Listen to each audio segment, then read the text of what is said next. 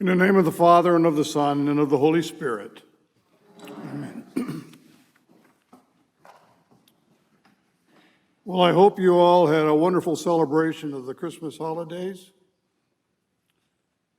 But of course, Christmas continues, doesn't it?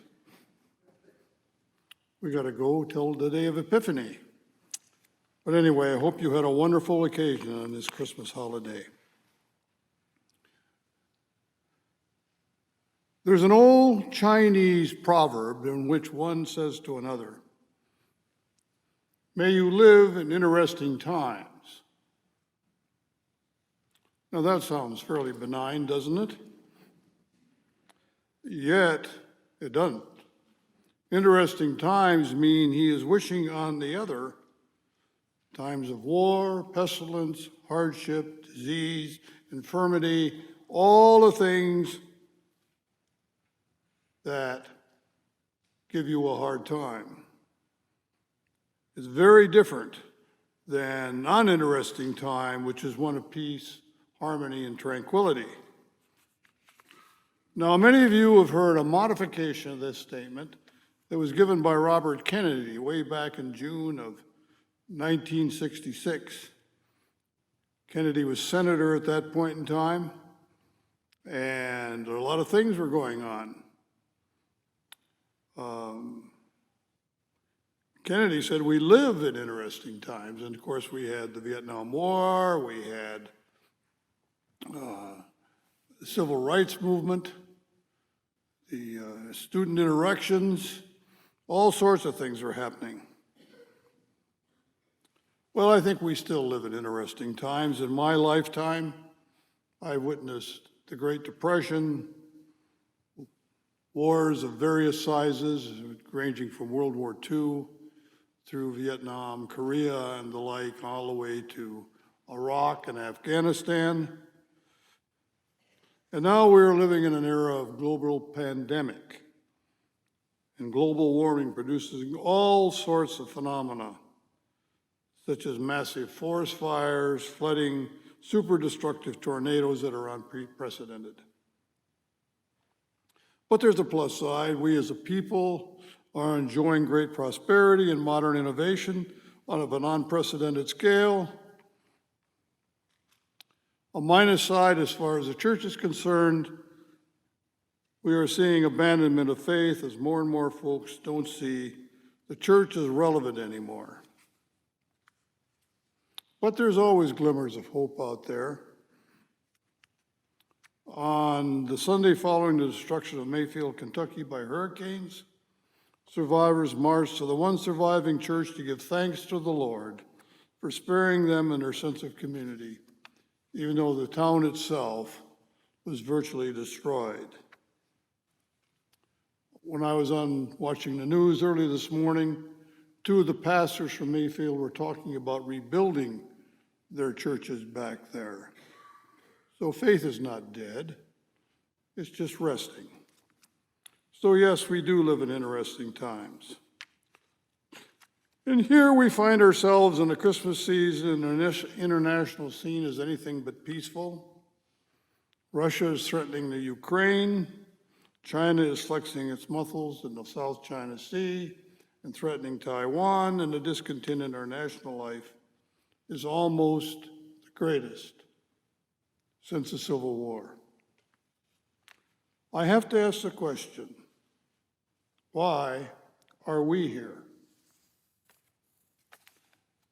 We are here because the light still shines in the darkness, and the darkness has not overcome it. I think we gather and we come here freely because something wonderful has happened that profoundly affects us. We are here because somehow we have found something that helps us to make sense out of all the confusion and darkness that we walk in our daily lives. Christmas is one reason why we are here. The celebration of the birth of the Christ child is a compelling reason, for we seem instinctively to sense what the power of that event means to each of us. We are here because of the shallowness of the way the commercial world treats the celebration of Jesus' birthday. We feel called, like those first shepherds, to come witness the miracle of that Christmas night that occurred in Bethlehem. Something stirs deep within us that says, I must for a time find the ground of meaning in my life, in my existence. And it is here in this sanctuary that I can find it.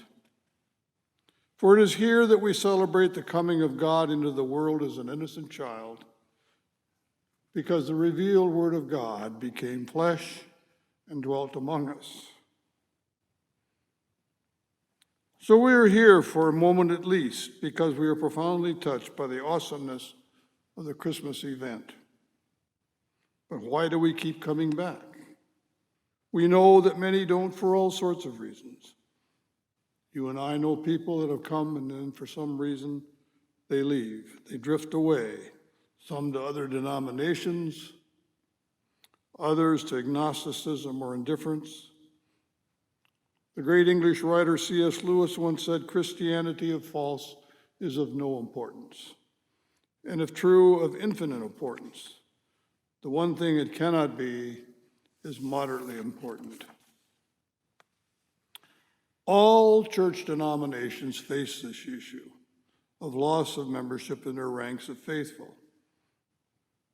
So the question goes, why do some stay and others leave? The Catholic writer Father Andrew Greeley, in an article some time ago, responded to this question as to why do Catholics stay? The Catholic Church is very similar to us in many ways, except in matters of authority. So I think his answer is relevant to us as well. Greeley says his research indicates that Catholics stay in the Roman Church for two reasons. First, because of their ethnic and religious heritage, and second, because of the Holy Eucharist. They are drawn by what you and I are drawn by in the breaking of the bread, the presence of Jesus the Christ in this great sacrament. Some of you, like me, can't imagine worshiping in any other way than what we do. Some of you stay because you find yourself caught up in a loving community that cares about you as an individual. Some of you stay because you have found spiritual peace here. Some of you stay, despite our slights and omissions, whether intentional or not, because there is something else. And that something else is Jesus Christ. It is the relationship that you have with Christ. St. Paul says that when the time had fully come, God sent forth his Son, born of a woman, born under the law, to redeem those who were under the law, so that we might receive adoptions as sons. And if a son, then an heir. St. John said that he came to all who received him, who believed in his name. He gave power to become children of God. We are here because we are heirs and children of God, and that relationship is affirmed when we come to the rail for the Eucharist. It is in the Eucharist that we realized that Christ came for us, died for us, and his Spirit is still present with us. Perhaps it is here that you and I respond to those instincts. It says life does have ultimate meaning despite its absurdities. And in fact, the church, despite its worth, does mediate an answer: eternal life. We are here because of Jesus Christ and the difference he makes in our lives. That is what St. John means when he says, the light shines in the darkness, and the darkness has not overcome it. Even Israel in his best praise, as well as its worth, preserved the truth of God's oneness in a world awash with idolatry and a sense of God's majesty in a world sick with its own pride. The light of Christ held fast, albeit sporadically, against all the darkness, atheistic communism and other totalitarian regimes could muster against it. Because even under the worst of repression and indifference, we can still learn Christ's truths, receive his life in the sacraments, and be in union with him to the limits of our willingness. I think that we stay because, as St. Peter said to Jesus, you have the words of eternal life, and that you are the Holy One. And in this 2,000-year tradition that we live out, we are still listening to the same word of Scripture, breaking bread and drinking wine in the same Eucharist that Peter, Paul, and John celebrated, and know the same Christ in our fractured lives. All this because the Word became flesh and dwelt among us full of grace and truth 2,000 years ago. So why do we stay? We stay despite the uncertainties we live in. You and I have found the light of hope in the darkness, and the darkness cannot overcome it. Amen.